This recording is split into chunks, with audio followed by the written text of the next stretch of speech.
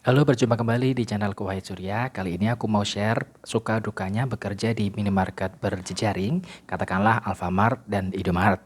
Jadi di sini ada banyak sekali kejadian-kejadian seru yang akan aku ceritakan kepada kalian semua. Saksikan video ini sampai selesai.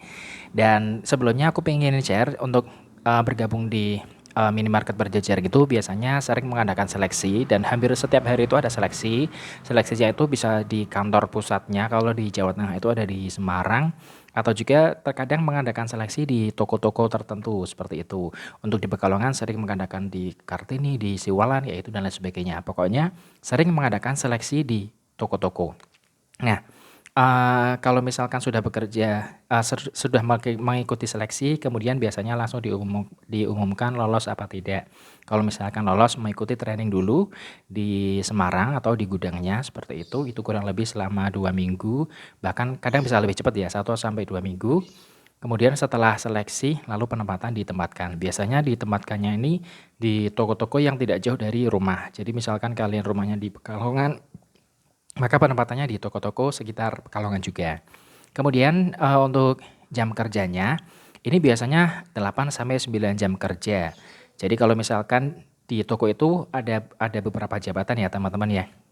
Ada kasir, itu yang cewek, kemudian ada juga pramuniaga. Pramuniaga itu cowok yang berjaga-jaga di sekitar lokasi penjualan ya, di sales area namanya. Kemudian ada juga, eee, kepala shift ini biasanya jabatannya ada yang merchandiser atau ada juga yang kepala toko atau asisten kepala toko kayak gitu. Jadi setiap toko itu personilnya bervariasi, ada yang 6 orang, 7 orang, 8 orang, 9 orang, tergantung ramai tidaknya sebuah toko tersebut. Dipimpin oleh seorang kepala toko atau biasanya merchandiser. Merchandiser itu di bawahnya kepala toko yang tugasnya ini sebenarnya sama dengan kepala toko kayak itu, cuman jabatannya masih merchandiser atau MD biasa disingkatnya.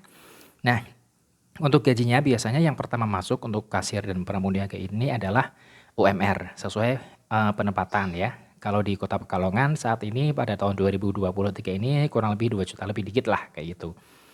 Nah kemudian, untuk jam kerjanya ini seringnya 8 sampai 9 jam kerja, biasanya tergantung juga jam operasionalnya toko. Pernah pada waktu itu dulu kalau nggak salah itu jam operasional itu dari jam 6 pagi, kemudian tutupnya itu jam 11 malam. Jadi akhirnya per shift itu jadinya 9 orang, 9 jam, mohon maaf, 9 jam kayak itu. Nah istirahatnya pun biasanya cuma istirahat makan sebentar, sholat, terus kemudian lanjut kerja lagi. Karena kita kan juga kalau misalkan tokonya rame kayak itu kan otomatis kewalahan juga nanti yang jaga di toko. Kemudian, eee, untuk deskripsi pekerjaannya, misalkan kalian ini sebagai seorang pramuniaga nih, yang jaga di lokasi lokasi penjualan yaitu. Deskripsi pekerjaannya biasanya tuh yang pertama ketika masuk itu adalah nyapu dan ngepel ya, atau kebersihan lah, kebersihan di area penjualan, kemudian masuk ke belakang juga di area gudang, seperti itu. Kemudian setelah itu melihat barang apa saja yang kosong, yang mungkin di gudang itu ada, diambil, dikeluarkan. Nah, kemudian setelah itu, Eee, setelah bersih-bersih selesai, kemudian memenuhi barang juga selesai, biasanya dilihat, setiap orang kan dikasih jatah, setiap rak rak rak berapa kayak itu. Nah, dilihat raknya itu kotor apa tidak, kalau misalkan kotor itu dibersihin, gitu. Dan sembari mengerjakan tugas-tugas seperti nyapu, ngepel, kemudian mencari barang, memenuhi barang, kemudian juga membersihkan rak, kalau misalkan ada customer atau pembeli yang tanya, atau yang minta bantuan apa gitu, tetap harus selalu dilayani. Misalkan lagi nyapu tetap ditinggal, kita ngelayani, customer terlebih dahulu, seperti itu. Kurang lebihnya tugasnya seperti itu untuk yang pramuniaga. Kemudian kalau misalkan untuk yang kasir, yang pertama ini adalah tugasnya, eee menghitung uang dulu, menghitung uang modalnya yang nanti digunakan untuk kembalian, seperti itu. Kemudian setelah itu biasanya membersihkan area kasir sambil melayani para pembeli pastinya. Nah, biasanya kalau misalkan, kasirnya itu ramai, terus misalkan dia kena jatahnya shift siang, karena yang sering ramai itu shift siang ya, dari sore sampai dengan malam itu ramai banget. Kasirnya itu nggak sempat untuk bersih-bersih rak, padahal kasir juga mendapatkan tugas untuk kebersihan rak. Jadi kebersihan rak ini dibagi kepada semua karyawan, dapat semua jatahnya. Nah, tanggung jawabnya kalau misalkan di rak tersebut ada barang-barang yang kadaluarsa, ini petugas tersebut harus mengganti, kayak gitu. Jadi tidak boleh kadaluarsa, kan ada aturannya, misalkan produk A ini H-1 sebelum kadaluarsa, ini sudah harus diretur ke gudang, kayak gitu. Gudang di Semarang, kayak gitu. Kalau misalkan dia kelewat, tidak ngecek, itu menjadi tanggung jawabnya pemilik rak tersebut. Jadi memang itu salah satu resikonya sebagai karyawan di sebuah minimarket berjejaring, teman-teman. Kemudian selain itu, kasir ya, kasir tugasnya setelah kebersihan area kasir, kebersihan rak juga melayani pembeli. Nah, kasir ini juga terkadang harus harus harus benar-benar harus teliti ya, karena kalau misalkan tidak teliti itu bisa juga terjadi minus. Minus itu alasannya karena mengembalikannya terlalu banyak, ngasih uang kembaliannya terlalu banyak, kemudian atau nasabah yang membayarnya kurang, dia menghitung uangnya salah gitu. Akhirnya minus dan kasir juga harus yang bayar kayak gitu. Atau juga bisa juga kasir ini lupa men-scan barang, men-scan barang tapi ternyata orangnya tuh belum bayar langsung pergi, lupa atau gimana kayak itu bisa juga dan menjadi kesalahan kasir gitu. Nah, kemudian selain kasir dan pramuniaga ada juga kepala shift ya atau kepala toko. Tugasnya ini adalah yang pertama ini biasanya mengecek email apakah ada instruksi apa kayak gitu. Kemudian selain itu biasanya mengecek mengecek jumlah uang yang ada di berangkas.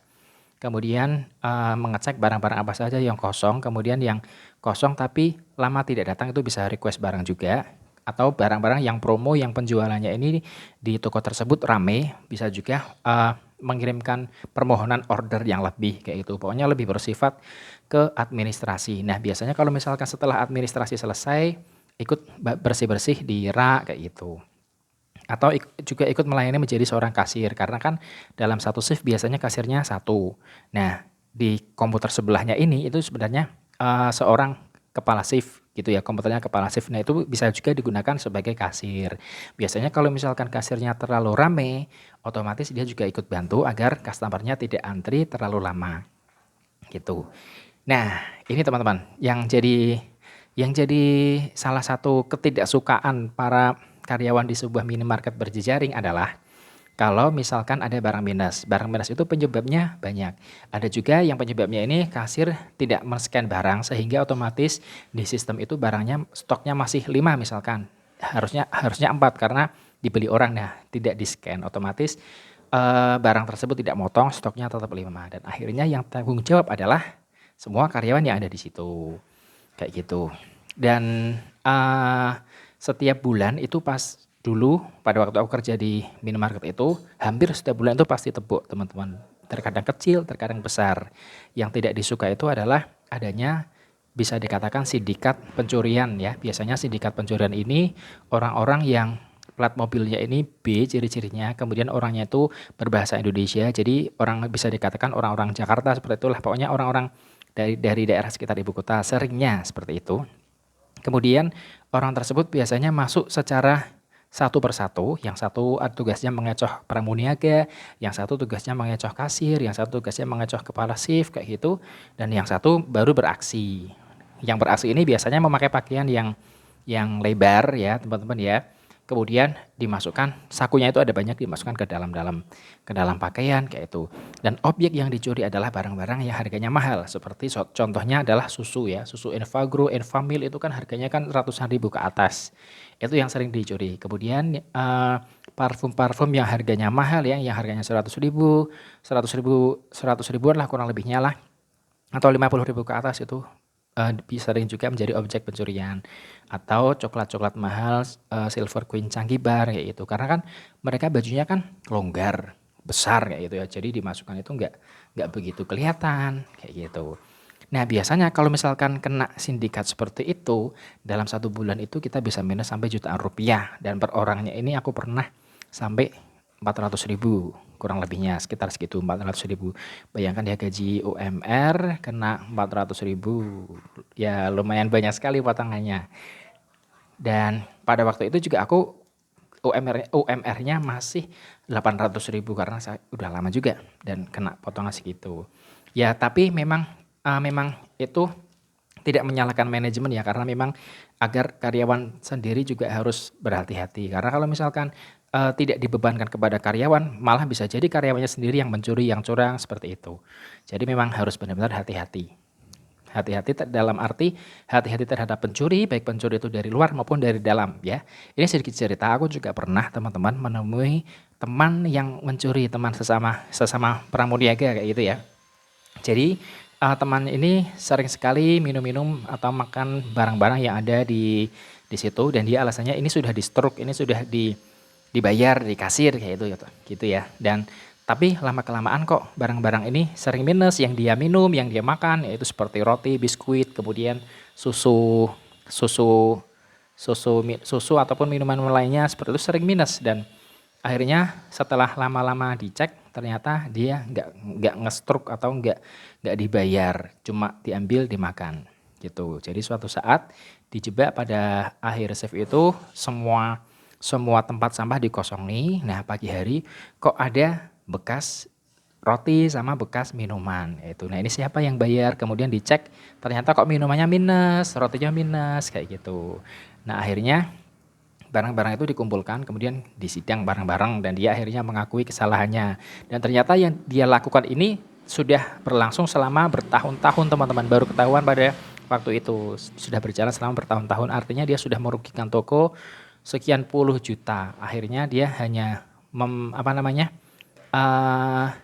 membayar tapi tidak dibayar semua, dia ngakunya tidak sebanyak itu teman-teman, padahal minusnya sudah banyak ya. Dari bulan ke bulan minus terus, dia bayarnya tidak segitu banyak. Tapi akhirnya dia dikeluarkan. Karena siapa juga yang mau berteman dengan orang yang suka nyuri, yang tidak jujur kayak itu ya, nantinya akan merugikan kita sendiri juga ke depannya kayak gitu. Jadi saranku buat teman-teman yang mau bekerja di minimarket berjejaring, boleh kok kalian bekerja di situ, jenjang karirnya juga ada. Karena jenjang karirnya dari pramuniaga atau kasir bisa jadi MD atau kepala toko, kemudian ke depan bisa jadi koordinator wilayah kayak gitu. Manajer seperti itu, jenjang karirnya ada. Kemudian ada juga reward-rewardnya ya teman-teman ya. Ada THR, kemudian ada bonus akhir tahun juga.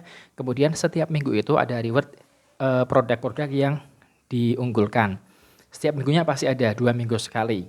Jadi misalkan pada minggu ini produk biskuit Tenggo kayak gitu ya. Jadi penjualan yang terbanyak itu nanti yang menang. Nah, seperti itu dilombakan di toko se-Jawa Tengah kayak gitu ya. Dan dulu juga pernah juga sih merasakan menang untuk lomba tersebut.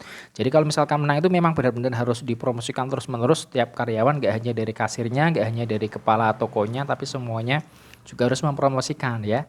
Selain mempromosikan juga kalau misalkan mau ngemil yang namanya produk ini ya gitu. Jadi nanti bisa juga menang gitu. Oke teman-teman, semoga bermanfaat. Kalian ingin kita ulas pekerjaan apa, kalian bisa ngirim nulis di kolom komentar. Terima kasih.